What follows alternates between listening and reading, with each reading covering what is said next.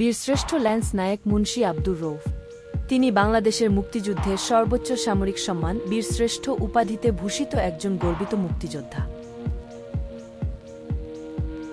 তিনি ১৯৪৩ সালের ৮ মে ফরিদপুর জেলার মধুখালী উপজেলার ছালামতপুর গ্রামে জন্মগ্রহণ করেন।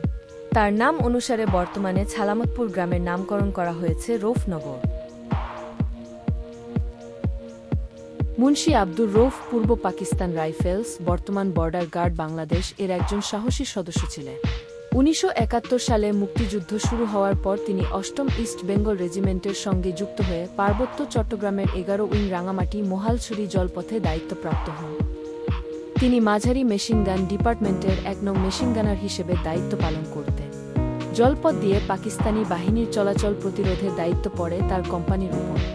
কোম্পানিটি বুড়িঘাট এলাকার চেঙ্গি খালের ২ পারে অবস্থান নিয়ে গড়ে তোলে প্রতিরক্ষা ঘাঁটি। ১৯৭১ সালের ৮ এপ্রিল রাঙামাটি মোহালছড়ি জলপথ অঞ্চলে তিনি শত্রুপক্ষের আক্রমণের মুখে অসীম সাহসিকতার পরিচয় দেন। পাকিস্তানি সেনাদের বিরুদ্ধে একা কৌশলে লড়েছিলেন তিনি। হঠাৎ একটি মর্টারের গোলা তার বাংকারে এসে পড়ে এবং তিনি শহীদ হন।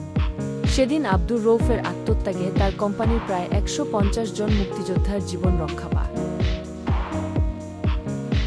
মুন্সি আব্দুর রউফ ১৯৬৩ সালের ৮ মে পূর্ব পাকিস্তান রাইফেলস বা ইপিআরে যোগদান করেন।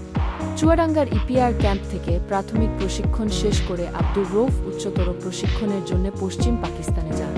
৬ মাস পরে তাকে কুমিল্লায় নিয়োগ দেওয়া হয়।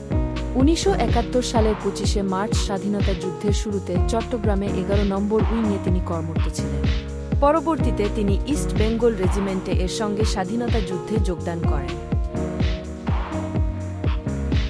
তার এই অমর আত্মত্যাগের জন্য স্বাধীনতার পর বাংলাদেশ সরকার তাকে সর্বোচ্চ সামরিক সম্মান বীরশ্রেষ্ঠ উপাধিতে ভূষিত করে।